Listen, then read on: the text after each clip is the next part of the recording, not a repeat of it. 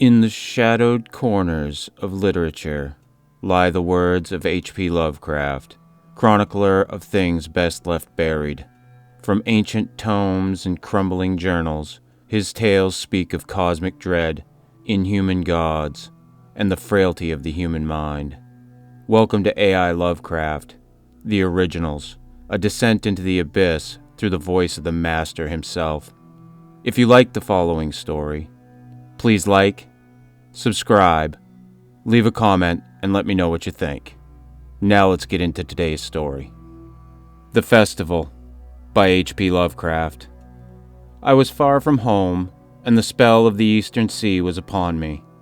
In the twilight I heard it pounding on the rocks, and I knew it lay just over the hill where the twisting willows writhed against the clearing sky and the first stars of evening. And because my fathers had called me to the old town beyond, I pushed on through the shallow, new-fallen snow along the road that soared lonely up to where Aldebaran twinkled among the trees, on toward the very ancient town I had never seen but often dreamed of. It was the Yuletide that men called Christmas, though they know in their hearts it is older than Bethlehem and Babylon, older than Memphis and mankind. It was the Yuletide, and I had come at last to the ancient sea town where my people had dwelt and kept festival in the elder time when festival was forbidden, where also they had commanded their sons to keep festival once every century, that the memory of primal secrets might not be forgotten. Mine were an old people, and were old even when this land was settled 300 years before, and they were strange because they had come as dark, furtive folk from the opiate southern gardens of orchids, and spoken another tongue before they learnt the tongue of the blue-eyed fishers. And now they were scattered, and shared only the rituals of mysteries that none living could understand. I was the only one who came back that night to the old fishing town, as legend bade, for only the poor and the lonely remember. Then beyond the hill's crest I saw Kingsport, outspread frostily in the gloaming, snowy Kingsport with its ancient vanes and steeples, ridgepoles and chimney pots, wharves and small bridges, willow trees and graveyards, endless labyrinths of steep, narrow, crooked streets, and dizzy church-crowned central peak that time durst not touch. Ceaseless mazes of colonial houses piled and scattered at all angles, and levels like a child's disordered blocks, antiquity hovering on gray wings over winter-widened gables and gambrel roofs, fan lights and small-paned windows, one by one gleaming out in the cold dusk to join Orion and the archaic stars. And against the rotting wharves the sea pounded, the secretive, immemorial sea out of which the people had come in the elder time. Beside the road at its crest a still higher summit rose, bleak and windswept, and I saw that it was a burying ground where black gravestones stuck ghoulishly through the snow like the decayed fingernails of a gigantic corpse. The printless road was very lonely, and sometimes I thought I heard a distant, horrible creaking, as of a gibbet in the wind. They had hanged 4 kinsmen of mine for witchcraft in 1692, but I did not know just where. As the road wound down the seaward slope, I listened for the merry sounds of a village at evening, but did not hear them. Then I thought of the season, and felt that these old Puritan folk might well have Christmas customs strange to me, and full of silent hearthside prayer.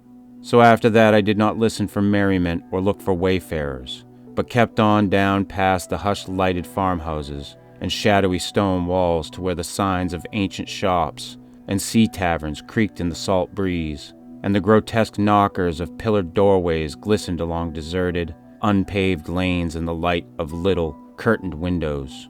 I had seen maps of the town and knew where to find the home of my people. It was told that I should be known and welcomed, for village legend lives long. So I hastened through back street to Circle Court and across the fresh snow on the one full flagstone pavement in the town to where the green lane leads off behind the market house. The old maps still held good, and I had no trouble, though at Arkham they must have lied when they said the trolleys ran to this place, since I saw not a wire overhead. Snow would have hid the rails in any case.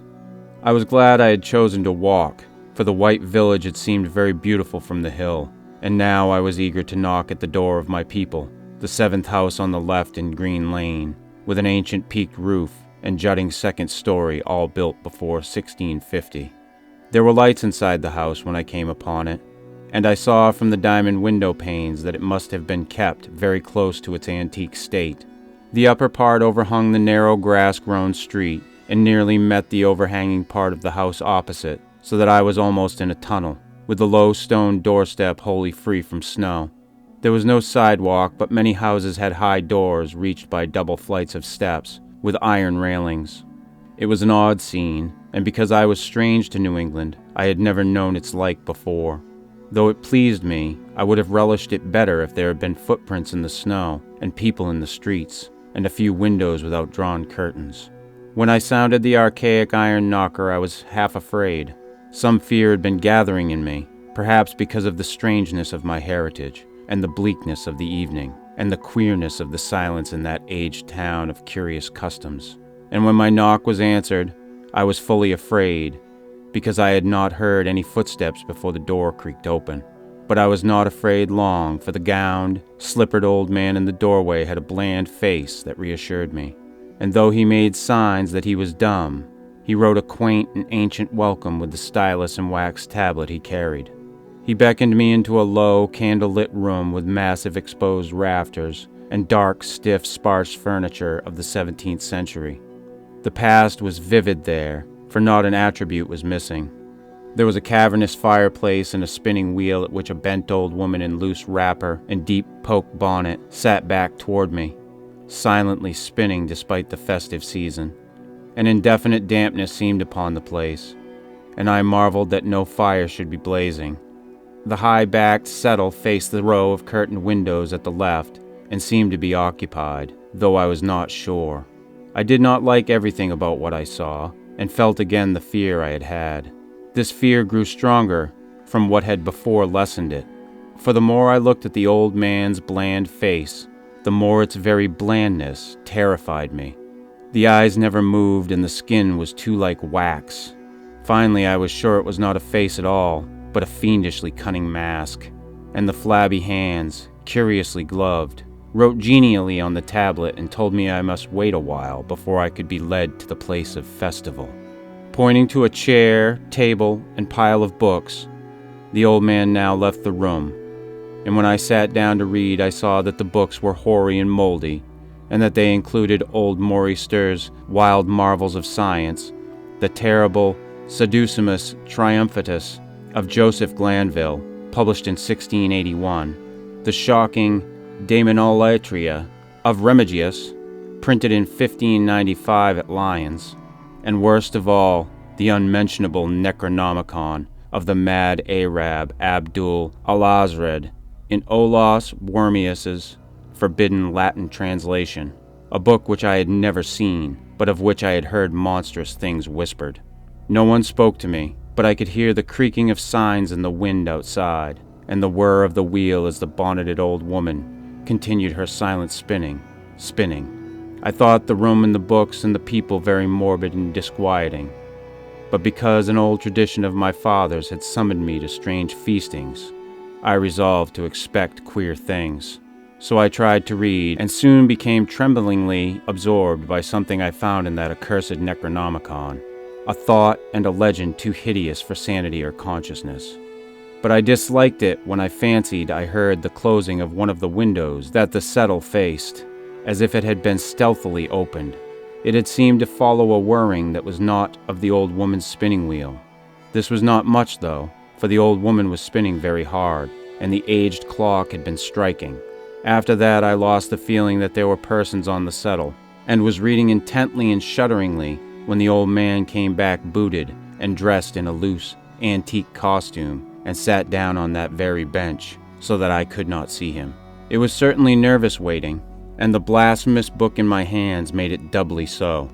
When 11 struck, however, the old man stood up, glided to a massive carved chest in a corner, and got 2 hooded cloaks, one of which he donned, and the other of which he draped round the old woman, who was ceasing her monotonous spinning. Then they both stared for the outer door, the woman lamely creeping, and the old man, after picking up the very book I had been reading, beckoning me as he drew his hood over that unmoving face or mask. We went out into the moonless and tortuous network of that incredibly ancient town. Went out as the lights in the curtained windows disappeared one by one, and the dog star leered at the throng of cowled, cloaked figures that poured silently from every doorway and formed monstrous processions up this street and that, past the creaking signs and antediluvian gables, the thatched roofs and diamond-paned windows, threading precipitous lanes where decaying houses overlapped and crumbled together, gliding across open courts and churchyards where the bobbing lanthorns made eldritch drunken constellations. Amid these hushed throngs, I followed my voiceless guides, jostled by elbows that seemed preternaturally soft, and pressed by chests and stomachs that seemed abnormally pulpy, but seeing never a face and hearing never a word. Up, up, up, the eerie columns slithered, and I saw that all the travelers were converging as they flowed near a sort of focus of crazy alleys at the top of a high hill in the center of the town, where perched a great white church. I had seen it from the road's crest when I looked at Kingsport in the new dusk, and it had made me shiver because Aldebaran had seemed to balance itself a moment on the ghostly spire. There was an open space around the church, partly a churchyard with spectral shafts, and partly a half-paved square swept nearly bare of snow by the wind, and lined with unwholesomely archaic houses, having peaked roofs and overhanging gables.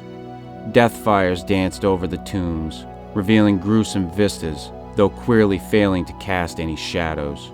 Past the churchyard, where there were no houses, I could see over the hill's summit and watch the glimmer of stars on the harbor, though the town was invisible in the dark.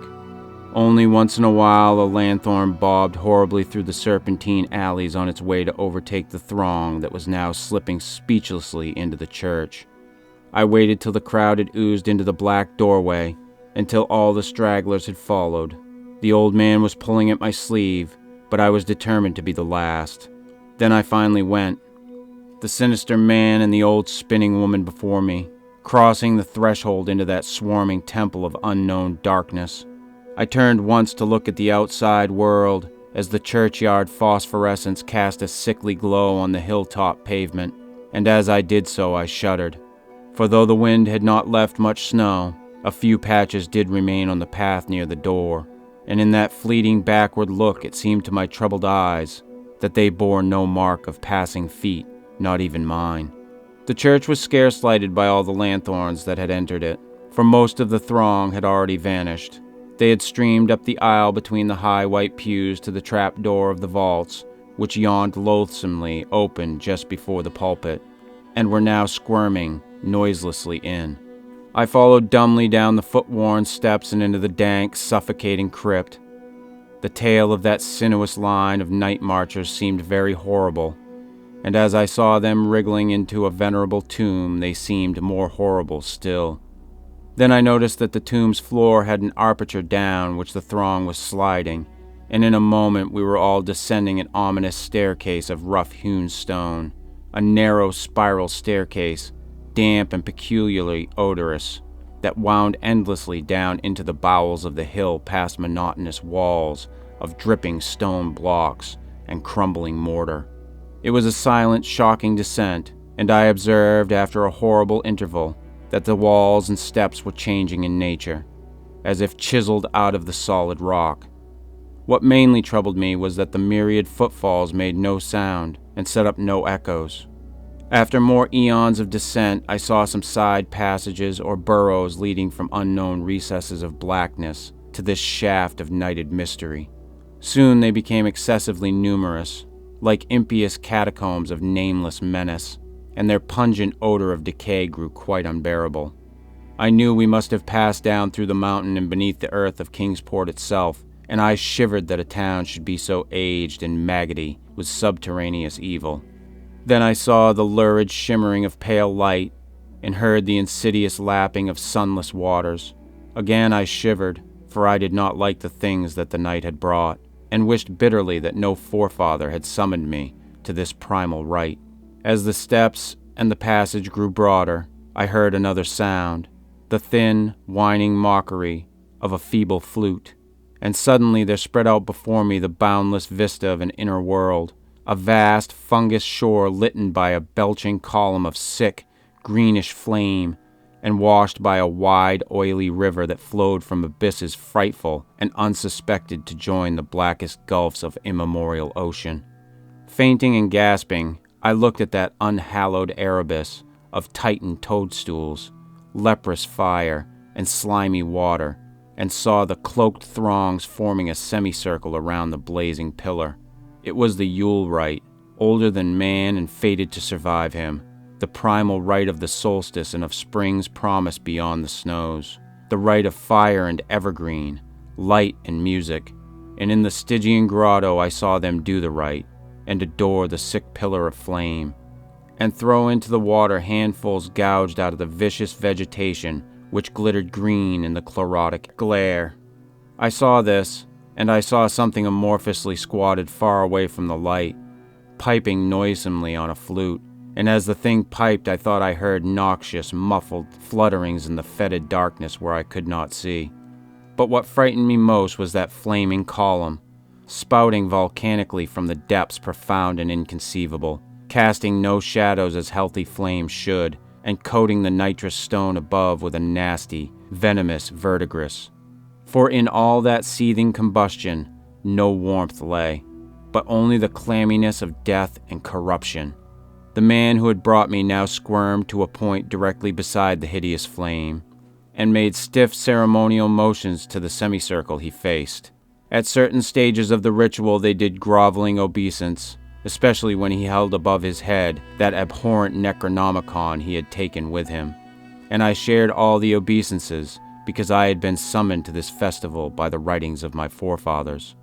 Then the old man made a signal to the half-seen flute player in the darkness, which player thereupon changed its feeble drone to a scarce louder drone in another key, precipitating as it did so a horror unthinkable and unexpected.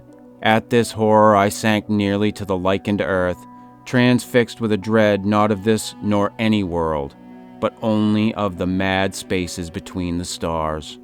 Out of the unimaginable blackness beyond the gangrenous glare of that cold flame, out of the Tartarian leagues through which that oily river rolled uncanny, unheard, and unsuspected, there flopped rhythmically a horde of tame, trained, hybrid winged things that no sound eye could ever wholly grasp, or sound brain ever wholly remember. They were not altogether crows, nor moles, nor buzzards, nor ants, nor vampire bats, nor decomposed human beings, but something I cannot and must not recall. They flopped limply along, half with their webbed feet and half with their membranous wings, and as they reached the throng of celebrants, the cowled figures seized and mounted them, and rode off one by one along the reaches of that unlighted river, into pits and galleries of panic, where poison springs feed frightful and undiscoverable cataracts. The old spinning woman had gone with the throng, and the old man remained only because I had refused when he motioned me to seize an animal and ride like the rest. I saw when I staggered to my feet that the amorphous flute player had rolled out of sight, but that two of the beasts were patiently standing by. As I hung back, the old man produced his stylus and tablet, and wrote that he was the true deputy of my fathers who had founded the Yule worship in this ancient place, that it had been decreed I should come back, and that the most secret mysteries were yet to be performed. He wrote this in a very ancient hand, and when I still hesitated, he pulled from his loose robe a seal ring and a watch, both with my family arms, to prove that he was what he said. But it was a hideous proof, because I knew from old papers that that watch had been buried with my great-great-great-great-grandfather in 1698. Presently the old man drew back his hood and pointed to the family resemblance in his face. But I only shuddered because I was sure that the face was merely a devilish, waxen mask. The flopping animals were now scratching restlessly at the lichens, and I saw that the old man was nearly as restless himself. When one of the things began to waddle and edge away, he turned quickly to stop it, so that the suddenness of his motion dislodged the waxen mask from what should have been his head. And then, because that nightmare's position barred me from the stone staircase down which we had come, I flung myself into the oily underground river that bubbled somewhere to the caves of the sea. Flung myself into that putrescent juice of Earth's inner horrors before the madness of my screams could bring down upon me all the charnel legions these pest gulfs might conceal. At the hospital, they told me I had been found half frozen in Kingsport harbor at dawn, clinging to the drifting spar that accident sent to save me. They told me I had taken the wrong fork of the hill road the night before and fallen over the cliffs at Orange Point, a thing they deduced from prints found in the snow. There was nothing I could say, because everything was wrong. Everything was wrong, with broad windows shewing a sea of roofs, in which only about 1 in 5 was ancient, and the sound of trolleys and motors in the streets below. They insisted that this was Kingsport, and I could not deny it.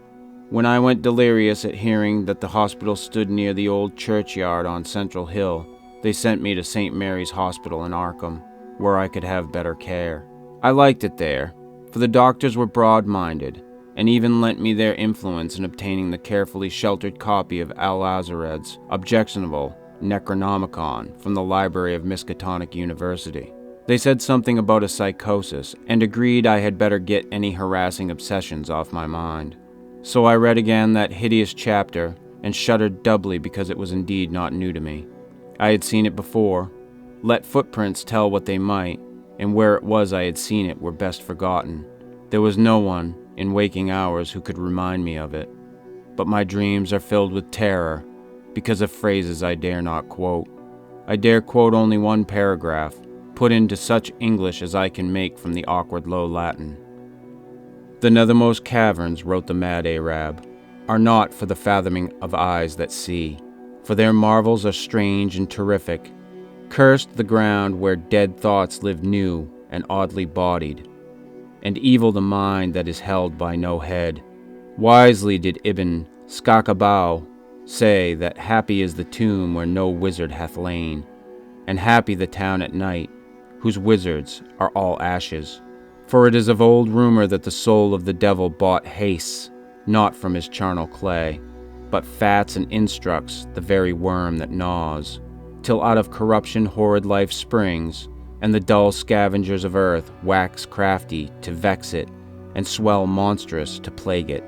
Great holes secretly are digged, where earth's pores ought to suffice, and things have learned to walk that ought to crawl.